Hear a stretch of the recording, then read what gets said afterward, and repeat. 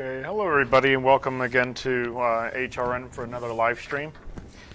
Our topics for today, we're going to be talking about something happening with the NeilMed rinse kits. We'll be discussing that in a little bit. I'm not 100% sure if it's a recall, but this was just brought out as a warning letter issued by the FDA mentioning NeilMed Pharmaceuticals Incorporated. This was for in May 26, 2023, but the information was gathered actually recently from as of last week, made available. I'm sure the letter was available a lot earlier than that, but it was made available to us when we were reviewing any recalls or any problems. So, like I stated before, I'm not sure this is a recall, but the warning letter, in case you don't know what a NeilMed rinse kit is, that's the NeilMed rinse kit. So we use that, and we actually we use that quite often for patients, especially when they're at home, when they have when they need sinus lavages or they need to clear out the sinuses. You know, if they have thick congestion and anything like that, we tend to use the gravity fed as well as, which is the neti pot. You might have heard of the neti pot. And this is the siphon type where you squeeze the bottle and it pushes the fluid throughout your nasal cavities, rinsing it out and taking away some things that shouldn't be in there. And looking at the date for the article, it looks like the letter itself was released to the public 2 days ago, or in the previous week. So then, but it was written in May to the company itself. Yes.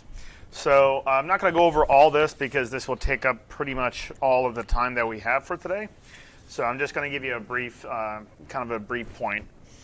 So the letter that was mailed out to the CEO of the company, and that company is, I'm going to probably butcher the name, but it's Dr. Mehta, Chief Executive Officer and founder of NeilMed Pharmaceuticals Incorporated in Santa Rosa, California. So the letter, now mind you, I'm not going to read everything. You can actually easily find this information on the FDA.gov. Just looking at the Food and Drug Administration and just typing in NeilMed Pharmaceuticals or simply NeilMed and you'll find it. So the letter was issued May 26, 2023. And it stated that your firm failed to conduct at least one test to verify the identity of each component of a drug product. Your firm also failed to validate and establish the reliability of your component supplier's test analysis at appropriate intervals. Now, I could easily talk about a lot about this or read everything, but it would take a lot of time. So the other part of that letter was number 2. That was the first one I just read off. The second part of the letter was your firm failed to clean, maintain, and as appropriate for the nature of the drug, sanitize and or sterilize equipment and utensils at appropriate intervals to prevent malfunctionings or contamination that would alter the safety, identity, strength, quality, and purity of the drug product beyond the official or other established requirements. This is a big deal. That's the reason why we're bringing this up. We tend to, in pulmonary, there's a lot of patients that need their sinuses rinsed out. There's, especially when they're having, sinus infections or they have some other type of disease that they have a lot of buildup in their sinuses, basically. So we tend to really kind of speak about NeilMed rinse kits to our patients because we know that it helps them, and it's highly recommended by a lot of pulmonologists and respiratory therapists all across the country, if not the world. So this warning, mind you, this is just a warning letter. But if you want to read more upon it, I would definitely recommend going to the FDA.gov website and actually just typing it on the search just so you can look into their warning letter for NeilMed rinse or just NeilMed Pharmaceuticals Incorporated. Now, as we move on, and mind you, if you have any questions or comments, concerns about this, which I did, I actually had a lot of concerns about this.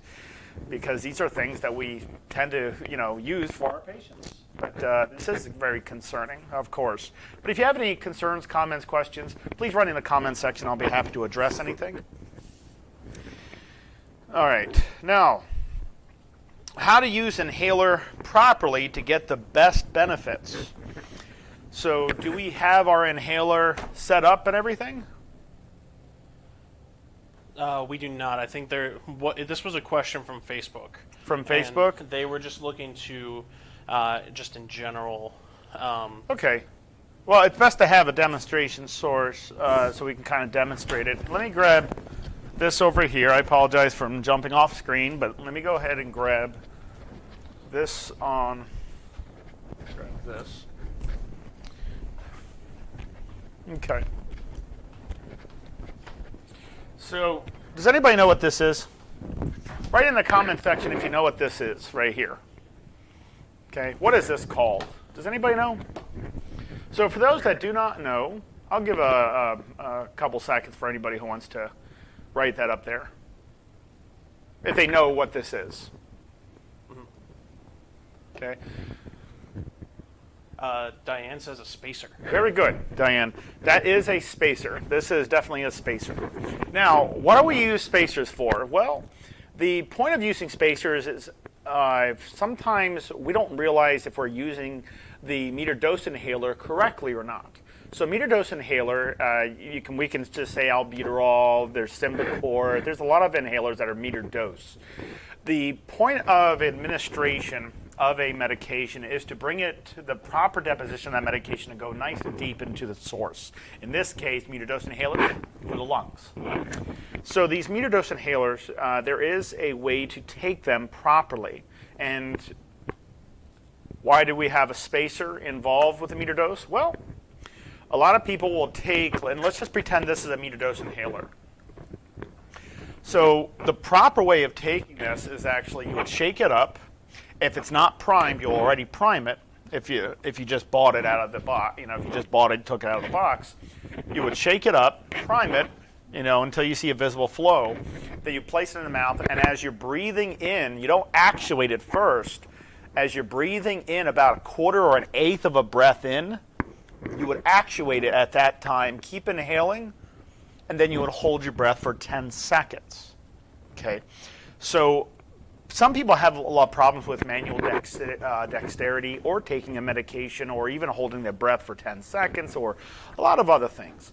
The spacer is used when people have that problem of using a meter dose inhaler the proper way. A lot of people, when I ask, hey, can you show me how to take your albuterol treatment? Can you show me how to take your meter dose? And they would actually just actuate it, then breathe in. And then some people would actually breathe in very deep, put it in their mouth, and actuate at that point. Obviously, that's not correct, and that would never work. Also, some people would breathe in very fast. Do you ever watch the movie The Goonies?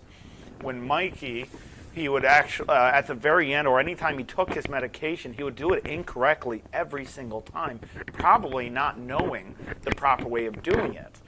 So when you take that type of medication, your job, the goal of this is to take the medication and draw it very deep into the lungs. That's the point. You want to be able to hold your breath for 10 seconds. So let's say you cannot hold your breath for 10 seconds. Then that medication would not be good for you, and it will be contraindicated because you cannot follow simple procedure as far as, I cannot hold my breath for 10 seconds because I have a work of breathing problem. In that case, of course, meter dose inhaler should not be using. You should be going straight to nebulizers. So, question, Alex. Well, actually, two things. One, would you mind picking up your stethoscope? It's rubbing against the mic. I apologize. Oh, but does that go for just inhalers, or is that with all sources of like a nebulizer or no nebulizers or anything else that you No. want to breathe deeper? No, we're specifically talking about meter dose inhalers. Okay. Just specifically meter dose inhalers. Nebulizers are foolproof. So we're specifically talking about meter dose inhalers. So the proper way of taking the medication is very important because your job is to get that medication in, right, and to fix that problem. Maybe the problem is you're wheezing. Maybe it's you have to be prophylactic, preventative. and you're taking Symbicort or you're taking something else, that's a meter dose, not dry powder and not Respimat versions, just meter dose, MDIs. So you take a meter dose inhaler and you would place it in there into the back end of the spacer. Now, there's a couple things you really want to understand here. Remember I mentioned that in the Goonies, Mikey breathed in too fast. He didn't take it properly. He didn't hold his breath for 10 seconds, and he breathed in too quickly. So breathing in too quickly, well, if you just understand the physics of particle sizes, if you breathe in too fast, what's the first, like let's say you have a 90-degree angle, and you breathe in too fast, it just hits the back of the throat. It doesn't go into the lungs if you breathe in too fast. So spacer simplifies it.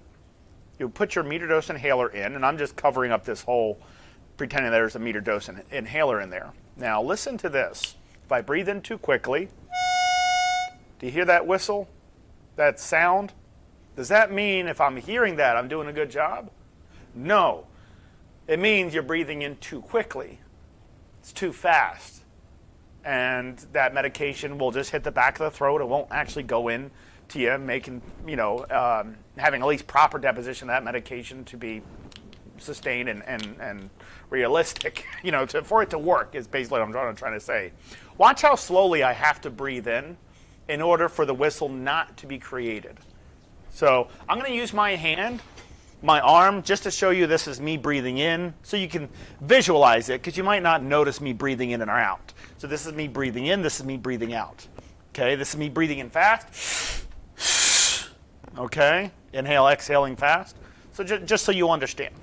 So I'm going to start.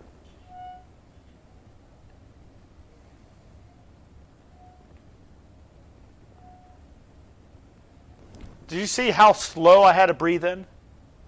So does that mean without a spacer, and I have a meter, and just pretend this is a meter dose inhaler. This is a pulse oximeter, but just pretend it's a meter dose inhaler. Does that mean if I have a meter dose inhaler without a spacer, I have to breathe in that slow? Yes. Yes. Okay. The other thing you want to make sure of is you want to empty your lungs first is best. Empty your lungs first before you take a meter dose inhaler, or any inhaler. Empty your lungs first, breathing all the way out. Place it in your mouth. Start to breathe in. Actuate it once you start to breathe in. Don't actuate it first, then breathe in. Okay? Worst thing you can ever do is actually actuate it, keep it in your mouth, and it doesn't work that way. You can't necessarily make the inside of your mouth as a spacer itself. There's a good way, there's a proper way of doing things, there's a proper way of utilizing stuff, but you just want to do it the proper way. Was there a question on there, John? I'm reading it actually right now. So Catherine says, hi, so I kind of know the answer, but I'll ask. First off, I had a really bad headache, then it subsided, and then my ankle swelled up. I did call my primary. Sure. They told me that and they told me it has to even be hot or too much salt being the cause, and to keep an eye on them so the swelling has gone away. She continues to push herself and keep active, but she feels like it's doing more harm than good, and she feels like she'll eventually be pull out of it and get back to normal. What should she do for something like that, where it's something physical in terms of an injury? So we're talking about meter dose inhalers? Correct. But this is not, it's not necessarily a question. It's more of a statement. But like, you're asking me on what you should do for, I think in terms of the rehab. So yes, I understand that. I understand that. We kind of want to address the meter dose inhaler thing, but I can still address that just fine. If you have swelling in your ankles, you ever heard of those? they're these constrictive socks. They're actually for anti-embolisms, and there's a lot of different names for them, but they're these anti-embolism socks, or even they're also called by another name, which is not coming to my head right now. But when you're doing physical therapy and you have swelling, the first thing we want to do is make sure our doctor knows about the swelling and the severity. If your doctor already knows about the swelling, which you should be on a regimen to help alleviate the swelling by taking a certain medication that's a diuretic, and a proper medication that's a diuretic. So you would take this certain medication and it will alleviate a lot of the fluid, so you're not retaining that fluid in your limbs. This could be from kidney, diabetes, it could be heart disease, all sorts. It's not one that names it all. There could be all from all sorts. Even congested heart failure will actually cause some swelling, but specifically kidney disease is a big one. Now, when you're doing the exercises, and you're doing exercises online, you're doing it by yourself, you're in a gym, using the proper equipment. So let's say you have swelling in your legs, okay? The very first thing you should do before you start exercising is understand your limitations. You know, how far can you move a certain limb with all that fluid buildup? Are you feeling any pain? When you're doing exercises, always start slow always start slow and work your way up. But this is the type of question that, in fact, I'll address. I will address. The best way I can address this is it's kind of hard for me to understand that question because I'm not looking at all the cards on the table. It's too complicated of a question. It's too specific. Okay? The question doesn't really have an answer besides I would need to know more information about you. Okay? So the best thing I could tell you is there is a free consultation that I do. It's Monday, Wednesday, and Friday. And it's a phone call or a Zoom call. So you can either see me in person, you don't even have to come into the building, or you can just call me directly, but you have to make an appointment, but they're free. You can relay exactly what's happening with you. Let me understand what's going on with you. I don't have hours to explain everyone's whole life, but if you can kind of explain to me what the disease is that you have, the other complications, what you're feeling, your symptoms, subjective, objective, anything like that, it would help me better. It would help me better to help you. Okay, so it's going to be posted today in about 2 hours from today. Okay, on My New Lungs. It'll be on the front page of My New Lungs. Okay? So if you go to mynewlungs.com, the free consultation, I'm going to put it up there. In 2 hours, it will be up there, I promise you, because I was already working on that. So fill in, it's a free consultation. You're not going to get charged anything. It's just to talk to me for about 15 minutes.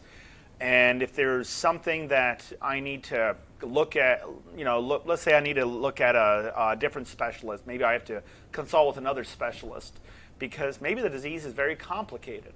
Maybe it's not just a lung disease. Maybe it's another disease. Maybe it's a disease that I'm not too familiar with. It's not usually the case, but there's things that I don't know everything. I know a lot for pulmonary. I know a lot for cardiac. I know a lot. Everyone knows me that I know a lot, but I can't know everything. So I might have to consult with somebody else, but I need to know what the problem is. Okay? So in about 2 hours, go on to mynewlungs.com, scroll down, and you will see a consultation with Alex Grichuhin, me. And you can fill that up, and that will go straight to my phone, and I will call you if it's a phone call, or we'll schedule a Zoom call that day, that hour, that minute. Okay? It's only available for about 3 hours, Monday, Wednesday, and Friday, because I am a clinician and I do have to work with patients. Okay. The My New Lungs consultation is just to help people that don't understand how to use Mind Lungs or what they should be working on, and kind of let me understand what the problems that you're having with yourself. Is it anxiety? You know, I'll kind of let you know what best videos to use for that, and, you know, just like a normal facility, basically. So, but that feature will be enabled today in about 2 hours after this live feed. Okay? Thank you for addressing that, Alex. Sure. Now, let's go to the topic at hand. Yep. The meter dose. Yes, go right ahead. Oh, I was gonna throw it right back to you. The meter dose inhaler. This is a spacer. The spacer just simplifies it for the administration of a certain medication that is a metered dose inhaler. It could be Symbicort, it could be albuterol, it could be ipratropium, it could be whatever the case may be, as long as it's a metered dose inhaler. So you would put the metered dose inhaler in, and let's say the doctor told you to put, you need to take 2 puffs in the morning. Can you put 2 puffs in here? Like when you, because you have to actuate it inside the spacer. Okay? So you would actuate it, but would you put 1 or 2 puffs in there? If your doctor told you to put, you need to take 2 puffs, would you take it 1 at a time or 2 at the same time? Just to make it easier. 1 at a time. Always 1 at a time. So you would put the metered dose inhaler in, you would actuate it, okay, make sure you shook it. All right, you sit up straight, you would breathe it in, preventing the whistle from forming. Okay, so you breathe in the medication, good deposition, you breathe in as deep as you could, and you're going to hold your breath for how long? 10 seconds. Then exhale. Okay, and then you would, let's say the metered dose inhaler and is still in the spacer, and you're ready to take your second dose, you would do the same thing. Actuate it. The puff goes into the spacer. Sit up straight. You breathe in. If you're hearing a whistle, you're obviously breathing in too fast, so slow it down. And intermittently, you might hear the whistle come up, but don't worry about that too much. Just as long as you're trying to slow that breath down to prevent the whistle to be continuous throughout the whole thing. The little alarm on the spacer is what I'm talking about. So you would, after you actuate it, puff goes in there, you breathe in, hold your breath for 10 seconds. What do you do afterwards? Even if it's an albuterol treatment, what do you do afterwards? What if it's a corticosteroid? So the rule of thumb is swish, gargle, and spit. When you take a metered dose inhaler, doesn't matter if it's albuterol, doesn't matter, and it definitely matters if it's a corticosteroid like Symbicort, you want to rinse your mouth out, because if you don't rinse your mouth out, especially with a corticosteroid, 5-carbon sugar, it's a corticosteroid, you'll actually gain this what we call thrush, and it's a yeast infection. Usually, it's caused by the back of the throat. So a lot of people, they'll put the water in their mouth, they'll clean their teeth, but they don't get the back of the throat. That's why we say swish. You swish fluid in your mouth, and then you gargle to get the back of the throat to prevent that thrush. And of course, you don't swallow that. You just spit it right back out in the sink. So swish, gargle, and spit. Very important, very important. Spacers, are all sorts of spacers out there. You can easily look online for a spacer, but this is a ResMed. We tend to, Philips Respironics. I do apologize. This is called an Opti chamber. It's a diamond type. Now, it even has instructions at the back of it. It's very simple, very easy to clean, very easy to take apart and clean it. And how do we clean devices, everybody? When it's not electronic, how do we clean like this? What's the best way of cleaning? How about sanitizing it? Making sure that just in case maybe my kid picked this up and try to use it for some odd reason and he had his germs on it. How do I sanitize it? Easiest way. Okay, the proper way to sanitize is it can be a strategy, but it's 1 part vinegar, 2 parts water, in warm water too. You would actually wash with warm soapy water, take the pieces apart, put it into a basin, so mind you, wash it with warm soapy water first, then you would put it into a basin that's filled with 1 part acetic acid, which is white vinegar, and 2 parts warm water. You would leave it in there for how long? 20 minutes. Once you leave it in there for 20 minutes, then the acetic acid, which is the solvent, into the solution will actually kill every single bacteria and I mean pretty much everything on there. So you just have to leave it in there for 20 minutes, and then you take it out, shake it off, and shake off the excess water or solution, and actually let it air dry. Put it onto a paper napkin. Just let it air dry. Once it's air dried, you've successfully sanitized the whole device. If I was going to clean a pulse oximeter, obviously I would never put it into a solution like that because it would damage the electrical parts. In this case, I would take some rubbing alcohol, isopropyl alcohol, and rubbing alcohol, and just put it in there where my finger goes and kind of wipe it, and that's it. John, you were going to say something? I was actually going to ask if you can. So for Delta V's dishwasher safe. Would that be better if you can put a product in the dishwasher in that sense? Well, you could put it in a dishwasher, but some dishwashers are not 100% on sanitation. In fact, okay. I don't think any dishwasher by any standard is 100% on sanitation, ever. Oh, okay. I didn't know that. I figure with the heat and the hot water. No, there are pathogens can live in very extremely. There are bacteria in volcanic lava. How high is that? There is, yes. They're really small. In fact, I forget what they're called. They look like little armored ants, but they're so super small. And one of them would be the size of a pin top. Yeah, and you can actually bring them. They can live in outer space. They're just one. I forget the name of them, but they look like a mole. That's what they really look like. They have thick armor on them. But yes, they can live in extremely high acids and a lot of others. So dishwasher would not work unless it provides some type of sanitation that kills all forms of any viruses, bacteria, mold, fungi, whatever. There are microwaves that can do the same type of trick that act as an autoclave, and they're usually used for baby bottles. And you would put 2 tablespoons of water, I think, into this small little container. You would put your stuff in there, and you put it in a microwave for like 2-3 minutes or something. I don't know the exact approximate amount of time, but it would steam the whatever inside of it, and actually acts as an autoclave. So, I didn't realize that. Yes, there is. Also, everybody is saying thank you for explaining that. Explaining how to use the inhaler. My question, I have 2 questions actually. Sure. And one is just clarification, really. So the 10 seconds that you need to hold your breath, is that so that the medicine has a chance to actually move down your esophagus, like into your windpipe, or is that? Well, it wouldn't move into your esophagus because that will go into your stomach. Sorry. It's okay. It has to go down your trachea, your windpipe, and the esophagus is actually posterior to that. So it'll go into your trachea, your windpipe, and then if you ever look at, what's a good way of, if we have a fog machine that would actually demonstrate exactly what I'm talking about right now.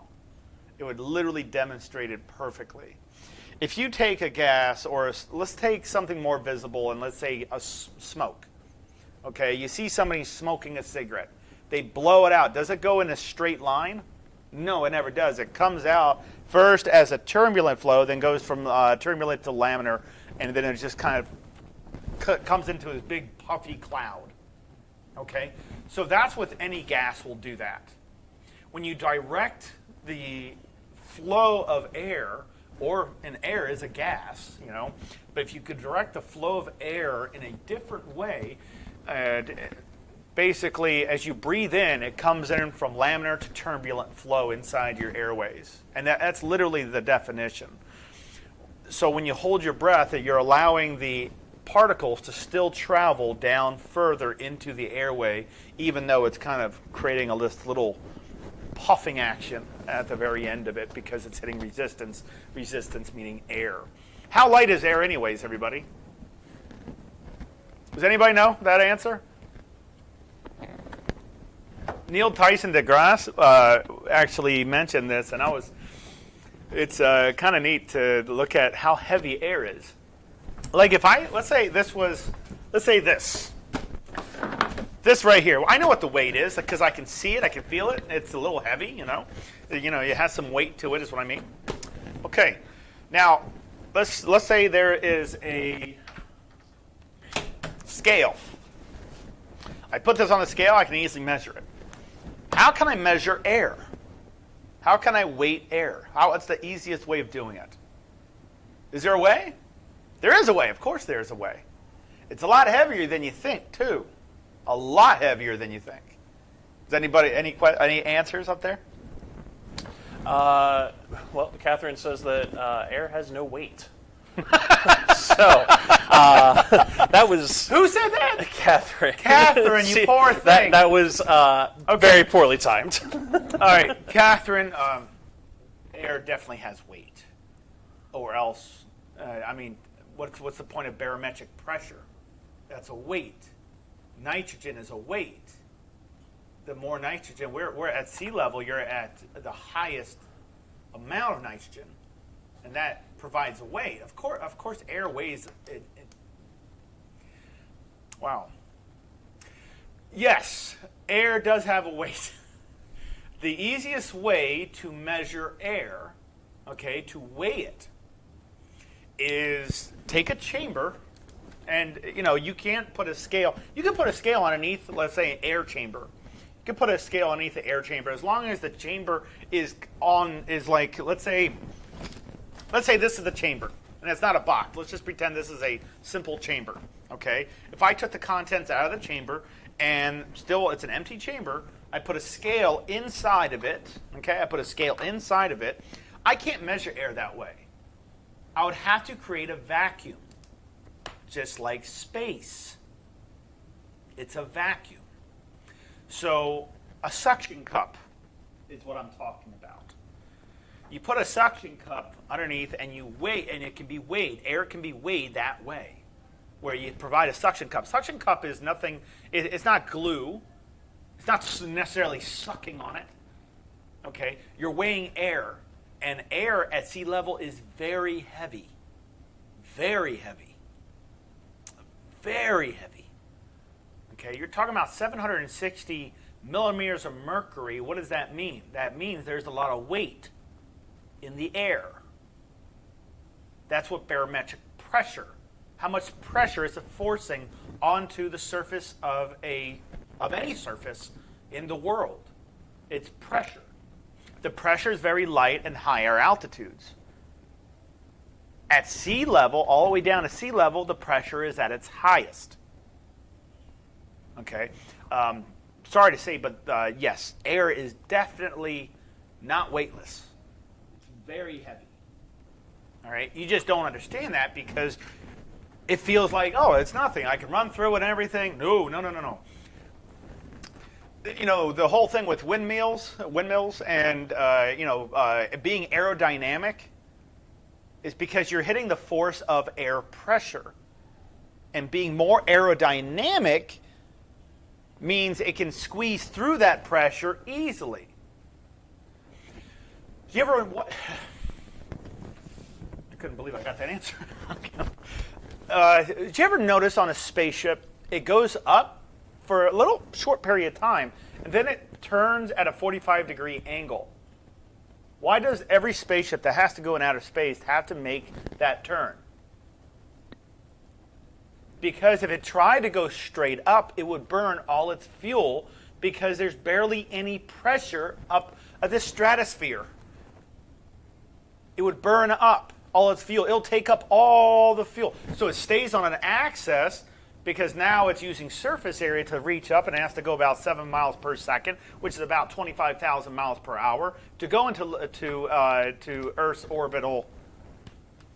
You just... not anybody interested in space? I love space. Everyone's saying it's pretty interesting. It is very interesting. It's amazing. Yeah, 7 miles per second is equivalent to 25,000 miles per hour, and that's the only way.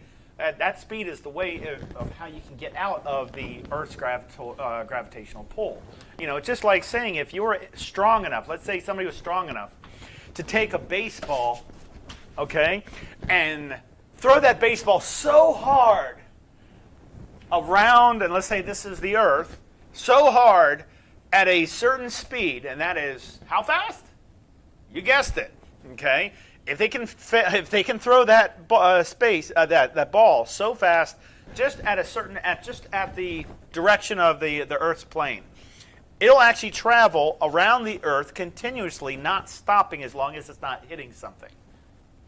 That's how satellites are up and outer. No, I'm not asking you. That's how satellites stay up in outer space without dropping. It stays at a certain speed.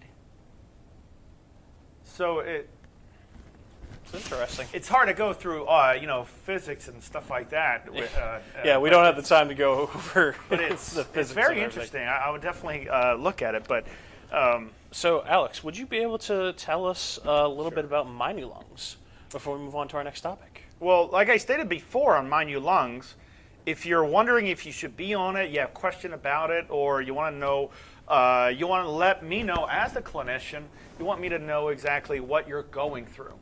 You know, what would be best to start out with, any questions you may have. It's a free consultation. It'll be up in 2 hours once we're done with this live feed. And it'll be on My New Lungs. Before you start anything, before you do anything, consult with somebody like me.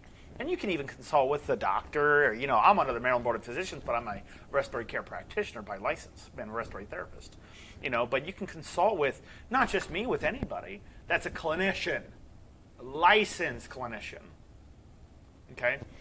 But go on to My New Lungs, and it's mynewlungs.com, and just just fill out a consultation form.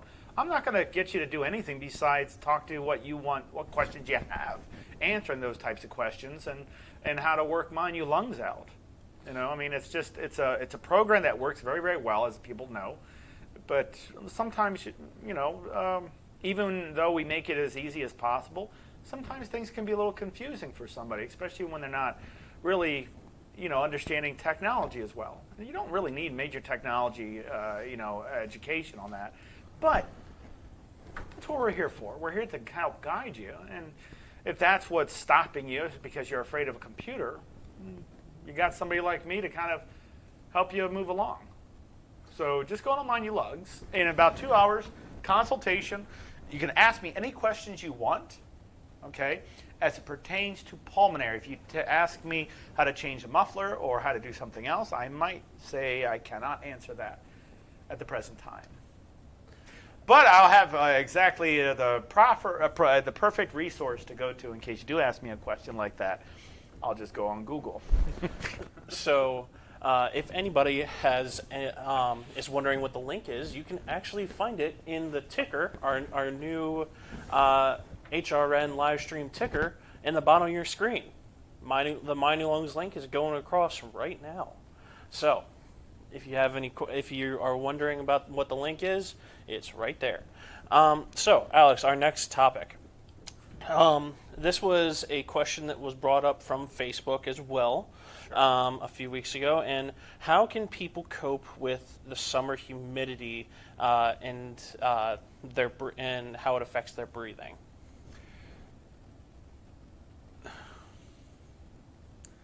So with summer humidity, humidity it's a big factor. But why do people that have a lot of lung disease go down to southern Florida versus Arizona that has not a lot of humidity? So you need humidity, especially for lung disease. Okay, but what if the humidity is so bad that you go outside, if you're inside, you're all dry, but as soon as you go outside, you feel like you've just been soaked down, like with water hose or something? Well, because humidity is very high on that area. To limit the amount of humidity is not necessarily what you want per se. It's looking at the comfortability. How comfortable are you? people that wear supplemental oxygen, humidity is a big factor, that they really need that humidity. People that are trached, that have a tracheostomy, humidity is a huge factor for them, as they bypass all the nasal and oral pharynx to provide humidity, and they need artificial humidity to create, because of that deficit. So you don't ever want to get rid of humidity.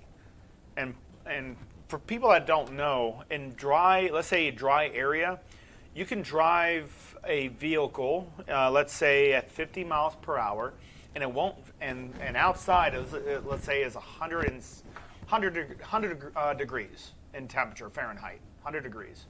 You stick your hand out, it doesn't really cool down at all. You're going, 50 miles an hour, it's 100 degrees outside, you roll the window down, put your hand outside, and it feels the same temperature because the air is dry. Humidity decreases the temperature as wind hits that certain plane. So if, let's say it's 100 degrees outside, again, but the humidity is higher, you stick your hand outside at 50 miles an hour, your arm or your hand starts getting cooler because the humidity is attaching and the water vapor is cooling down your hand. So when you have lung disease, and let's say you have a problem with thick congestion, humidity is going to be your best friend. Okay? Does it make it hard to breathe? Yes, because the air is thicker. Another thing for weight. So yes, air definitely has a lot of weight. A lot of weight. But humidity can actually increase that weight too. Actually quite a bit. Because it's all being pushed down at a surface area. So how can you make humidity work towards your benefit without having to struggle to breathe through humidity? Well, you can go with air conditioning, things to help cool you down, eucalyptus, mint teas, things like that can help you quite a bit. But airway patency is a big problem. You can have very extremely thick congestion in your airways, and it feels like there's an elephant on your chest and it's hard to breathe. Adding humidity to it will just make it feel like it's getting worse. In that case, we would use a NeilMed rinse kit to help with any nasal, but we just talked about that warning letter issued by the FDA to the CEO of NeilMed Pharmaceuticals. But there are other ways to develop better. There are other strategies to cope with high humidity climates. If it's too hot outside, look at the weather and look at the heat index, look at the air quality. If it's too hot, too humid, don't go outside. If you have to go outside, make sure you bring something to hydrate yourself. Before going outside in high humidity, take your nebulizer or take your meter dose inhaler albuterol treatment just in case, or at least take it with you just in case of an emergency, since it's a rescue inhaler. Going outside, make sure you're wearing lighter clothing, nothing heavy. You don't want to add to the weight, okay? Because if you're outside and let's say you're wearing sweats, let's just say somebody did that. They are wearing sweats. All that humidity is just going to start weighing more, putting more weight on you, and you're walking around with 20, 30 pounds on your body extra because of the humidity weighing down the clothes. So just make sure clothing is light, okay? Also, you want to make sure that the air quality is okay to walk in. And if you do have to walk out in humidity, just pace yourself. That's the best example you can, the best thing you could actually do is just pace yourself. Don't rush through it. Okay, but know before you go is always a very important feature of anybody's, whatever anybody wants to do every day of their week, of their life. But if you have to go outside, make sure the clothing you're wearing is light. You go outside, you breathe the way you're supposed to be breathing, one step inhale, one step exhale, or every 2 steps. That's the breathing ratios. That's on Mind You Lungs, everybody, for those that do not know that. That's why we try to strive for everyone to go on Mind You Lungs, because it does help you quite a bit. But that's the best thing you can do with humidity. You can help yourself out with drinking some teas, some eucalyptus, mint teas before going outside or taking it with you. You can have a camel pack. You know what a camel pack is? It's like a book bag that holds water. Put some ice water in there. Keep on your back. I mean, you can easily take a scarf or a towel and cool it down with some cold water and put it in the back of your neck as you're going outside in high humidity. It'll just help you. I've been keeping my cooling towel in my car for that reason. Any questions? So none related to this topic specifically from the comment section, Sure. but I actually have a question of, is there a high risk of exacerbation in that sense that somebody might, come across when dealing with that, with high humidity? No. Exacerbation is a heightening of current symptoms. If there was going to be a heightening of current symptoms, it would be production of a little bit more mucus, but that would be the only thing. Okay. Exacerbations are a little bit I don't want to say death threatening, but they're kind of life threatening. So humidity wouldn't really do that because you're supposed to always have humidity. You're always supposed to be breathing in humidity. You don't want to be in a dry area. It'll just dry out your lungs, and that's not what you want. Dry lungs is not a great thing to have at all. In fact, it's a very bad thing to have. You'll have atelectasis throughout your whole lungs, and your lungs will start collapsing. So hydrating is very important, but in humidity, it wouldn't necessarily do anything with an exacerbation. It might heighten a symptom, but it wouldn't be anything that crazy where you would have to go to the hospital for, unless you're extremely sensitive, but that's not everybody. Any questions on? I saw some things were being drawn up there. Like I said, nothing related to the humidity. So before we get into answering those questions, Sure. my mic cut out. Before we get into answering those questions, because that is our next topic, is answering our questions like we always do. Could you tell us a little bit about Delta V, Alex? The Delta V is a respiratory muscle trainer. Do I have one over here? I can grab you one. So the Delta V is a respiratory muscle trainer. We use Delta Vs for increasing intercostal diaphragmatic muscle strengthening. When we're doing pulmonary rehab, Delta Vs or respiratory muscle trainers are essential. They're a requirement in pulmonary rehabilitation. A lot of my colleagues and a lot of professors out there are starting to use respiratory muscle trainers in their pulmonary rehab, and they start seeing a lot of better success rates. Because let's say you take somebody that they want to fix up their lungs because the lung disease is very bad, and they fix it up, and they're wondering why. Hey, I fixed up my lungs, I shouldn't be having any work of breathing, which is not realistic. But let's say they wanted to not have any lung disease at all. Let's just pretend, okay? The person comes back and says, hey, I still got out of breath going upstairs. I still can't walk a mile. I said, what were you doing? Respiratory muscle training. I said, when did you focus on cardio? I didn't. I get people like that, but they don't realize that cardio training is very important, because once you get the lungs fixed, you can still be out of shape because you can still be out of breath because you're out of shape. You need to work on your cardio. You need to be able to increase your heart rate and stay at a certain level, which is usually 40 to 80% of your maximum heart rate. 40 to 80%. It's 40 to 60, 60 to 75, 75 to 80%. And you keep that within what we strategize everything. That's the reason why people go into Mind You Lungs and they go into HRN. They learn these things of how to stay prophylactic, be safe during exercises, what to look forward to, what to also to look out for. But the Delta V is a very useful device, very inexpensive. It's dishwasher safe.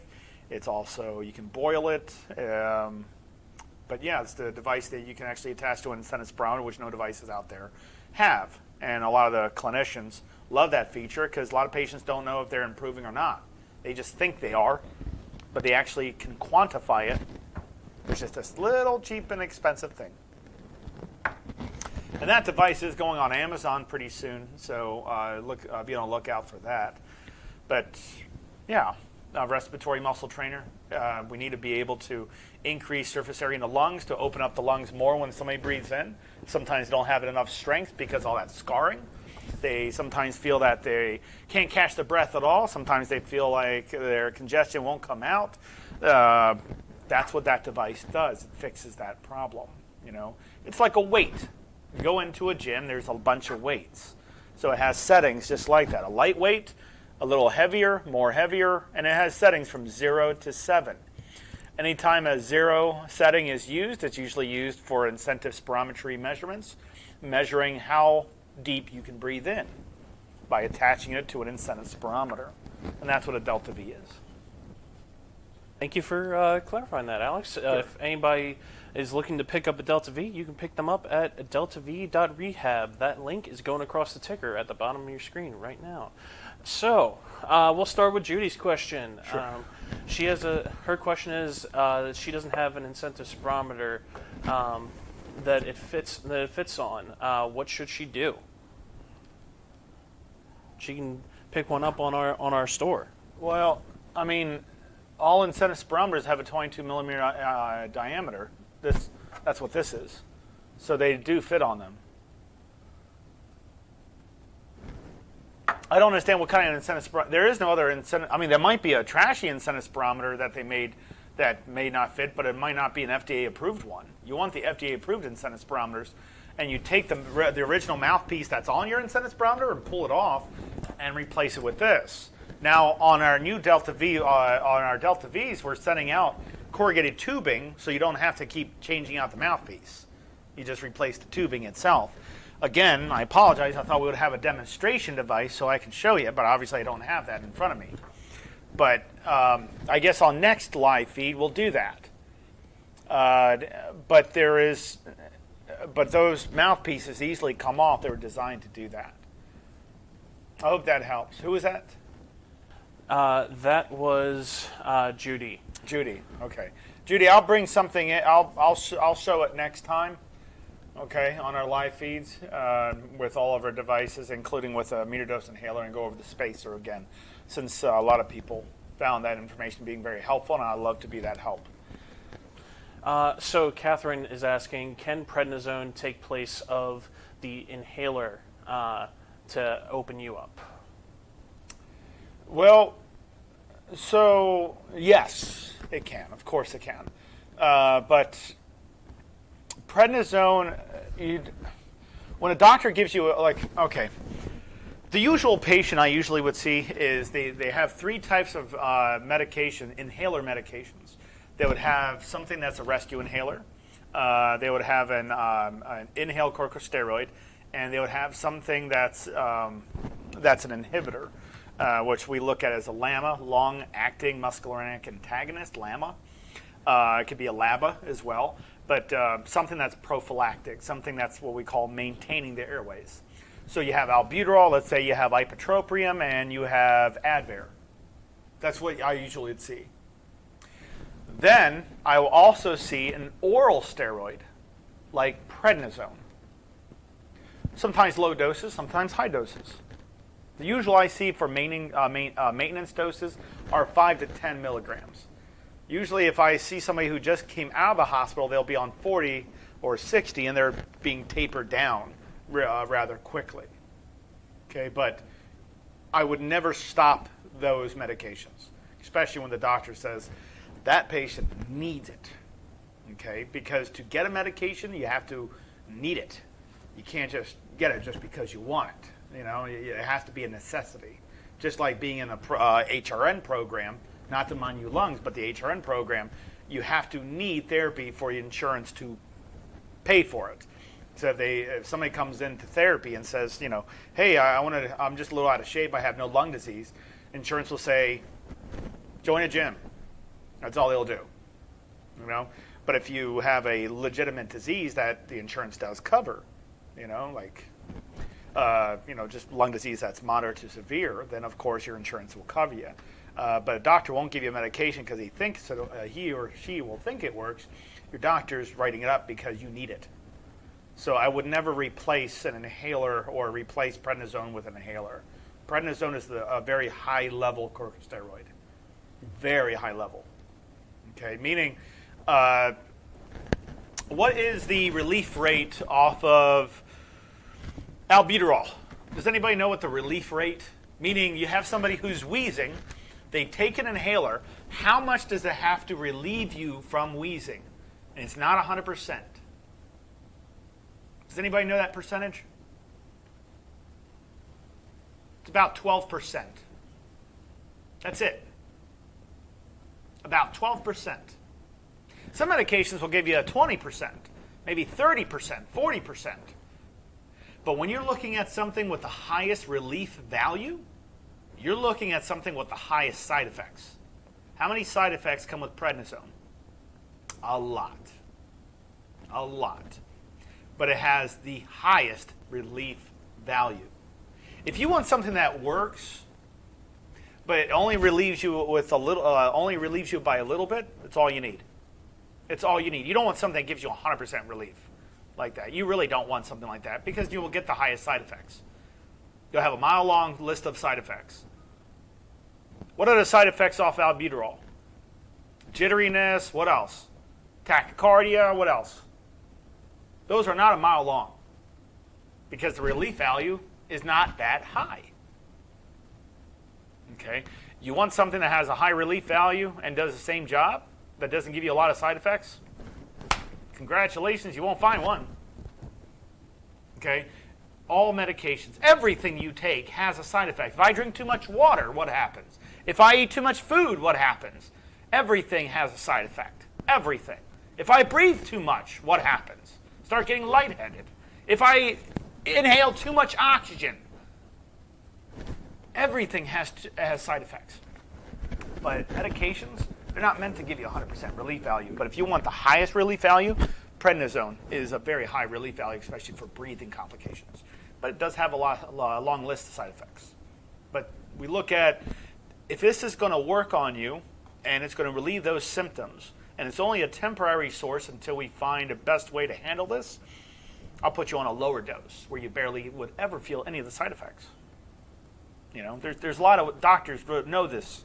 That's what they go to school for. They know the, you know, all right, this person's on prednisone. We want to try to get that person off prednisone whenever possible. Person can't be off prednisone. We'll just taper it down to a very low amount where the side effects will still be there, but not as severe.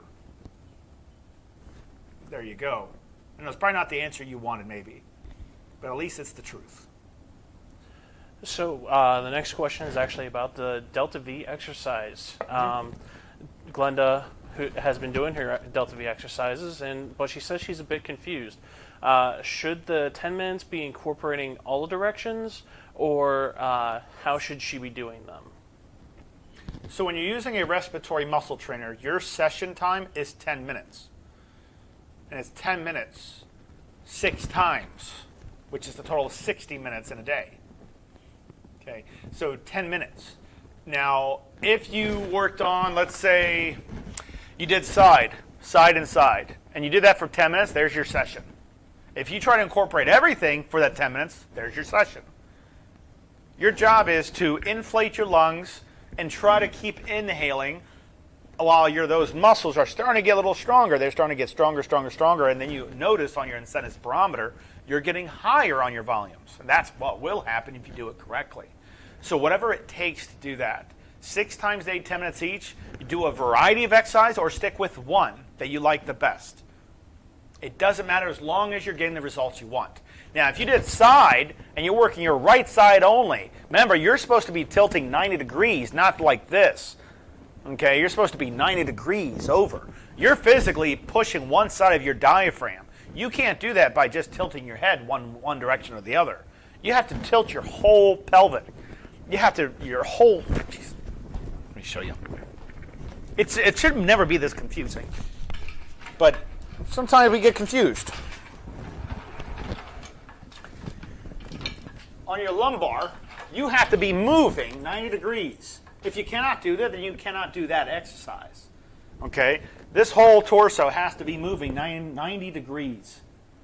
That means when you're sitting, and you have your delta V, you need to be tilting 90 degrees in order for that one to work. If you're tilting this much, it won't work. If you're lifting your arms, it won't work. So why do we do side and side? Because you're working one side versus the other. You're doing independent lung ventilation at a time.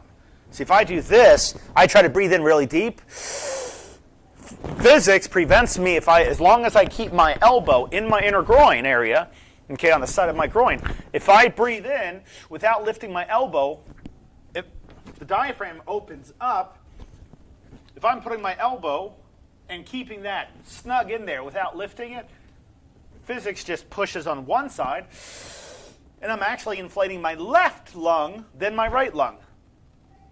So let's say I have unilateral, let's say I have a lot of scarring on my left side versus my right side, or more on my right side versus my left side, or I have scarring throughout my lungs. I'll do those exercises. Inhale the deep as you can, exhale all the way out, then change it out with the next one. Inhale as deep as you can. You don't just breathe in, you need a weight. Some people will actually not use this because they think, oh, let me just breathe in normally. You need resistance. You go into a gym and not pick up one single weight, you're not going to do anything. You're just standing there. You got to work the muscles out. These resistance trainers that's what they're designed to do. So you'll do one side, you do another side, elbows on the knees, or you can just sit up nice and straight and breathe in as deep as you can with a respiratory muscle trainer. Let me set this to 5 here.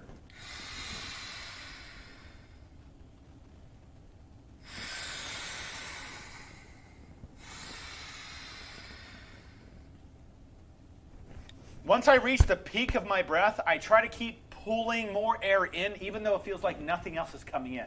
I try to keep encouraging a deeper breath. And that will start working out those stubborn muscles that don't want to get stronger, let's say, or they're harder to get stronger. So then I'll notice on my incentive spirometer, the volume starts increasing because I'm starting to increase the muscles that are between the ribs, everybody, between the ribs and the diaphragm. I'm trying to get them stronger because before I didn't have all this scarring, let's say, and breathing was easier. Now that I have all this disease and all this scarring, the weight, before it was probably only 12 pounds. I needed at least 12 pounds of muscle to be able to pull 12 pounds.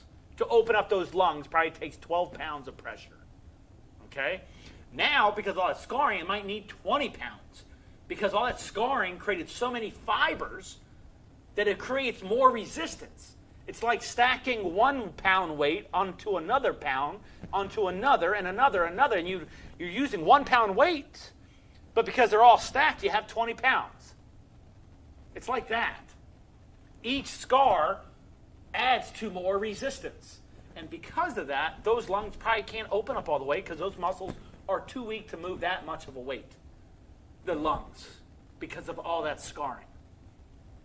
Easy way to understand this is by simply taking a balloon, putting some rubber bands around the balloon, deflating the balloon, to make sure it's deflated, put a couple rubber bands around it. Those rubber bands act as your scarring. If you took the rubber bands off and blew up the balloon, easy. But if you actually put rubber bands around the balloon that's deflated and try to blow it up, very tough to do. Only the top part of the balloon starts opening, while the bottoms that has the rubber band wrapped around it doesn't open up very much. That is your lungs, scarred up lungs. You can have COPD, idiopathic pulmonary fibrosis, interstitial lung disease, all sorts of stuff. That's literally what will happen. So you need the proper weight in order for that to happen. If you want to sit up straight and breathe in through your respiratory muscle trainer, it'll still work. I'm just adding variety by going side and side, side and side, and also doing your elbows. Because the one doctor told me that we have to intubate everybody who comes in with a paralyzed diaphragm. I don't blame that person. I don't blame that doctor. But there is one thing that I learned by other specialists that do the job, and I learned this a long time ago. If I had, let's say, let me actually grab this chair here.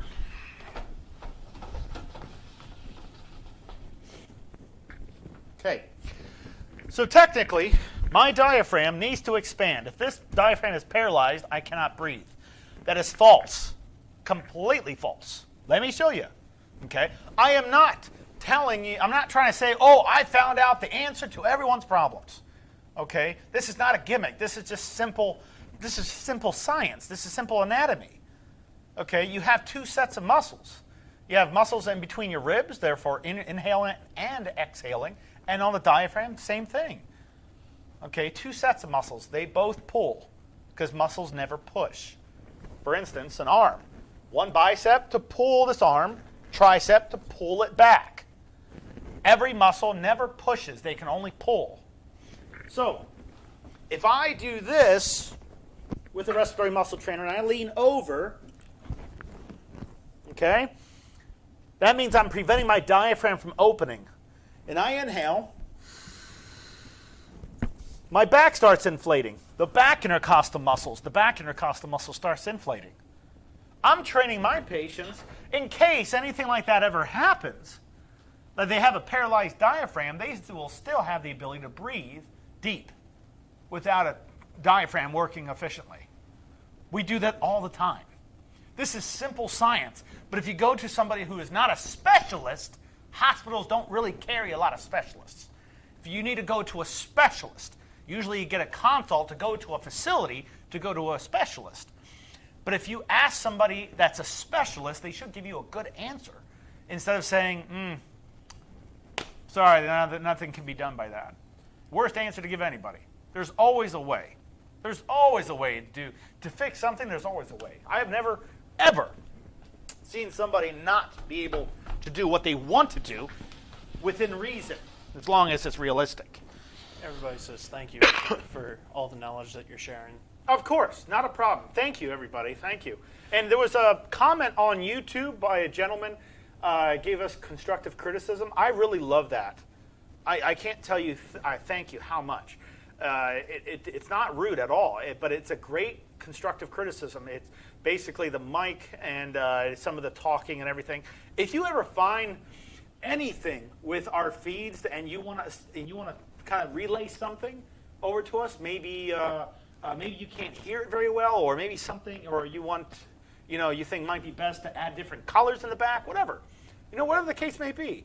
Don't ever be shy about that. That's how we become better in a facility. That's how we become better in our live feeds, is we need that constructive criticism, because it's great that we're doing everything great, but I would like to see what we need to improve on. Okay? So anything, anytime, don't think your opinion does not matter. It always counts. And we love those opinions. Okay, so don't worry. And guys, and everybody, on My New Lungs, remember, 2 hours from now, there will be a post on My New Lungs for a free consultation. It is perfectly free. It's a scheduler. It'll send me on my phone, it'll send me exactly the person's name, their phone number, and the time and day they want to call. If it's actually 5 minutes or 10 minutes, I'll just call them right then and there, as long as I'm not with the patient.